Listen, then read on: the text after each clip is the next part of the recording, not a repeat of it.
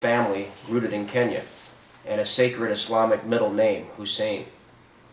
This president will represent an agenda that will become more tolerant to radical social and religious change to America's populace.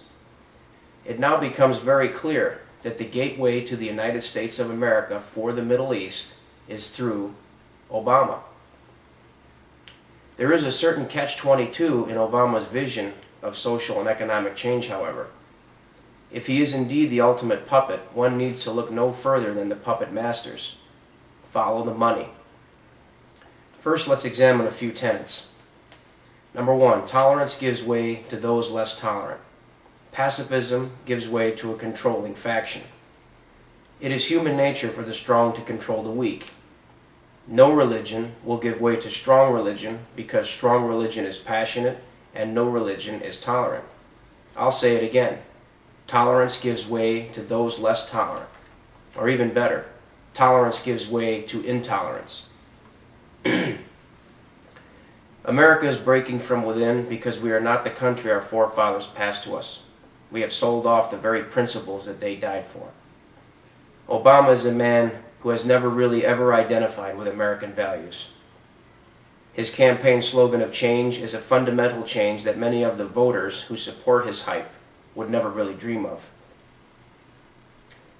For a society losing its religion, and moreover losing its passion, and moreover gaining new levels of tolerance, I see a society ripe for Sharia law.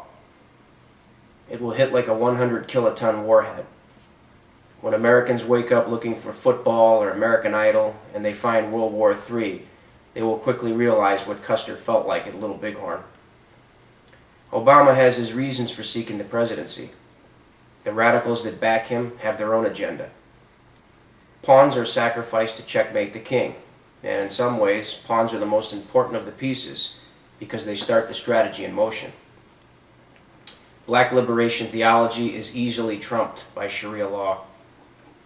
Sharia law will start in the courts and move through the schools and eventually control the tolerant masses through conversion or slaughter. Okay, here's my final conclusion. Obama's ruthless ambition to obtain the presidency for his own racially and socially motivated agenda has paved the way for a larger agenda to change America religiously. His mysterious rise to power, his radical associations, his racist church, his non-Christian background, all have never come into question by the media, which has propagated this man as the Messiah. The creation and funding of this man, however, by sources who are much greater than he, are fermenting an agenda much larger and more dangerous than Obama's own agenda. Sharia law, does not care about black social struggles in America. Radical Islam cares nothing about liberation theology. A soft, tolerant America is just what the witch doctor ordered. When one who is attacked turns inward and blames his perceived shortcomings on the attack, he becomes destined to fall under control of the attacker. An Obama presidency puts America on its heels. A nation with a very low self-esteem. It self-loathes and it sees itself as the problem. If America turns controls over to Obama, it will seek to remain a Christian nation. Liberal activist judges will change constitutional law in every corner of every state to destroy the moral fabric of a people who were largely raised on conservative values. Our open border policy, together with our massive multicultural immigration explosion over the past 40 years, has created a demographic tsunami washing over America from all of its sides. There is no adhesive holding together these huge multicultural factions. No commonality. No bounding language. No unifying religion. America is more divided today than ever before in its 232-year history. As the seeds that sow the New World Order sprout up all over America, it becomes very apparent who the loser is in this game. Traditional American Christians. As America's many cultures now segregate into their own corners of our nation, a watchful eye needs to be placed on the growing Muslim faction. It is this faction which refuses to assimilate. It is this faction which remains intolerant of Western ideals. While America loses its religion, it is this faction which grows stronger in Islam. Obama calls himself a citizen of the world. He despises traditional American values and longs for a multicultural utopia where race, creed, and culture have no prejudice, no animosity, and all people are equal. Unfortunately, Obama is not God. Furthermore, it's the Muslim purists who will win in the face of all this liberal tolerance and multiculturalism. This becomes the most important election in the history of America. It is not too late for our country. We need to stop the immigration, close the borders, enforce the English language, and teach American culture. We need to enforce family values and not frown on religion and moral conservative values. We need to become more intolerant as a people and take our country back.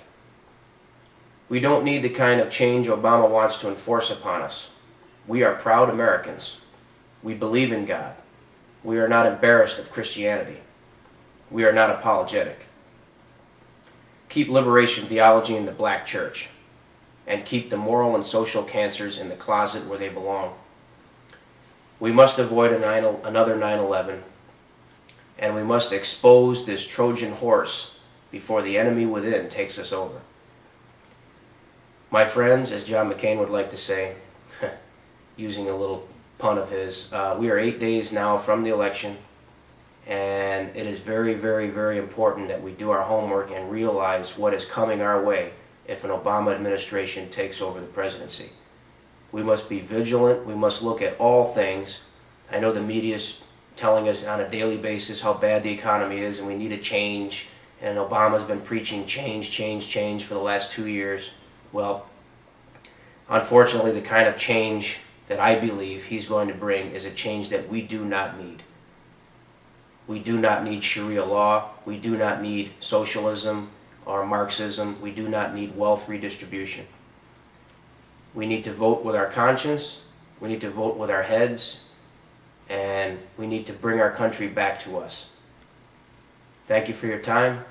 Get out there and vote. God bless, and have a good night. Take care.